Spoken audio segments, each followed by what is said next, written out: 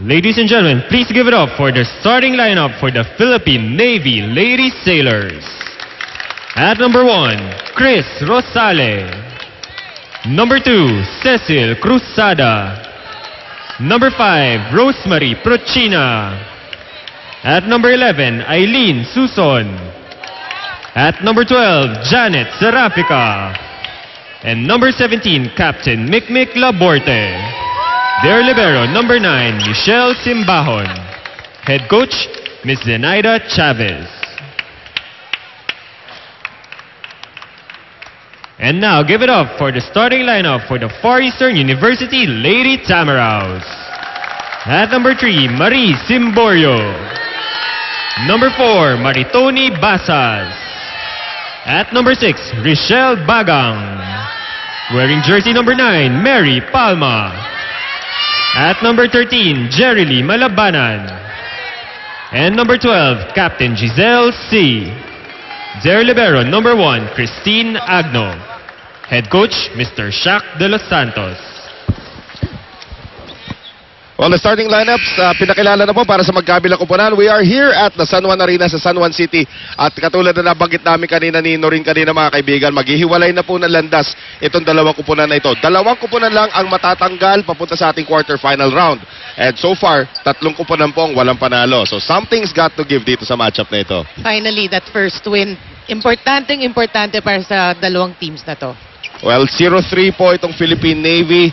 And ito namang FEU, of course, 0-4. Pero makikita na sa ating team standings pagdating sa puntos, lamang pang FEU. Kahit na mas mababa kanilang kartada, kasi sa puntos, nakakuha nga sila na isang talo na 5 sets. Malaking bagay yun sa pagdating sa points. In case magkaroon tayo ng mga ties. Actually, napanood ko yun. I was so impressed yung sa laro ng FEU. Parang ibang team yun eh. So, parang nakita mo yung maturity kaagad. Well, simula na po dito sa ating laban. And Remy Palma, ihuhulog sana pero hindi niya nahanap yung linya.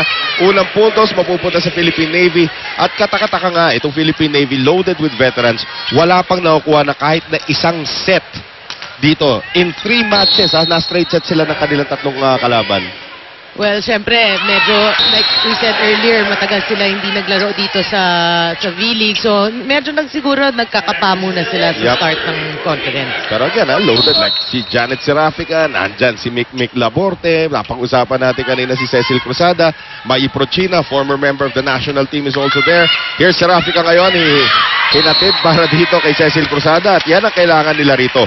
Bukod kay Mikmik, kailangan sa open kumuha sila ng puntos. Yes, tama yun. Pero you know, speaking of itong si Prochina, na I would follow her sa Facebook, no? Talagang trying to get in shape siya. Because, nagkaabot ba kayo sa national team? Yes. Yan. Parang senior ka yan. Senior ka yan. And you know, nakita mo yung the way yung paano siya naglaro dati. Trying to get in shape. Nakita ko, tumatakbo siya. So magandang ano yan sa kanila. Well, of course, 3-1 ang ating score. Philippine Navy up on top. If it's Fun Family Pizza, it's gotta be Shakey's. So, ito pong si Mikmik Laborte nakakuha ng isang service ace. One more time around para kay Mikmik. This time nakuha naman ng FEU. Giselle C. Wala doon si Simborio. Ito ngayon si Janet Serafica. Backset ngayon. Mai Prochina. Lakas pa rin ang tira nito. Giselle C ngayon. Hinatid para dito kay Bagang. Nice block by Prochina. Basas now for Bagang. Serafica. Quick set papunta kay Chitero Sale. At least maganda yung the flow ng offense ng Navy at that play. Kita mo lahat halos nakahawak ng bola. At feeling ko nga para dito sa kupunan ng Navy, Norin, correct me if I'm wrong, ito yung missing factor nila. Ito yung maging X-factor. Si Kitero Sale, napanood natin yan nung naglalaro para sa University of the East. Scoring machine yan, especially in that middle position. Ngayon, ililipat yata sa utility spot. So, let's see what she can give dito sa kupunan ng Philippine Navy. Cross-court attack, Remy Palma na kuha naman doon ni Serafica. Rosale, pinamigay ang bola. Eto kayo si Giselle C. This time pupunta sa gilid para kay Charm Simborio. Napag-usapan natin si Simborio. She needs to step up in the absence of Bernadette Pons. Oh, definitely. Kasi kailangan talaga ng firepower tong FEU. But speaking of Kitero Sale, actually, ang laro niya is middle hitter. Middle, oo. Si Prochina yung putting ginagawang utility. Right. Okay, so back to her natural position. Si minsan, iniikot-ikot din yan ni Coach Nene. Rosale one more time. This time they set up with ito si Richelle Bagang. And Prochina, diretso sa net. Yun, that time na una lundag sa talon. Oo.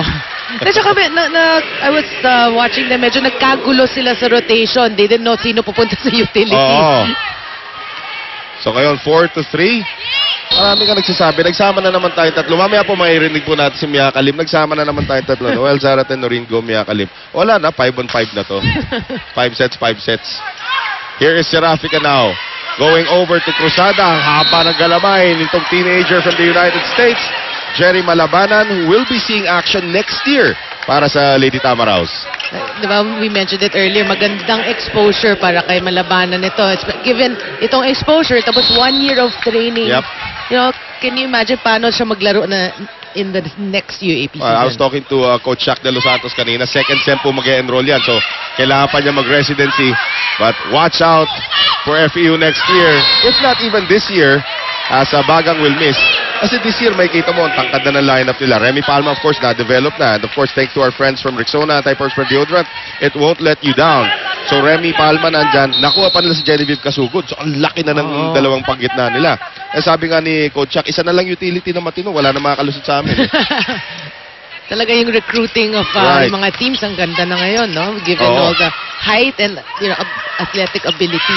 Eileen Suson getting the cross-court shot. At isa pa para dito sa FEU, pagdating sa recruitment, they have so many championships. Yun lang kailangan mo sabihin sa nire-recruit mo. Champion kami sa gantong taon, champion kami sa gantong taon. Here's Eileen Suson once again. And then the quiet points coming from Suson. Pero kailangan nila yon. Yeah. From all fronts, kailangan talaga nila ng tulong. Cecil Tabuena Cruzada putting it in play. Pero can you imagine ngayon yung feeling ni Mick Laborte? Because, you know, rumor has it na talagang everyone saying si Mick magdadala ng team. Siyempre, siya yung, I guess, the fittest of them all. Pero, Well, not really the youngest of them all too. well, yeah, that's right, no? Pero, maganda for her is yung support group kung tulungan. Right. 6-5 ngayon. Nice serve that time. That was a great middle hit coming from Malabanan earlier. And Eileen Suson will be called for net violation. At naitabla na po ng FEU sa ating talaan at 6-all.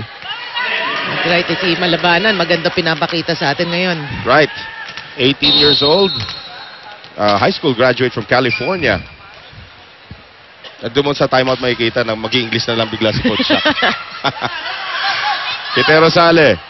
Nice dig that time by Bagang. Here is Simborio. Took something off of that. Nice dig there by Mikmik. Ito ngayon si Mai Prochina na palakas naman ng kanyang tira. At nakuha na ng FEU ang kanilang unang kalamangan sa larong ito. Actually, ang Navy, Philippine Navy, sila nagko-commit ng mga errors. Yun.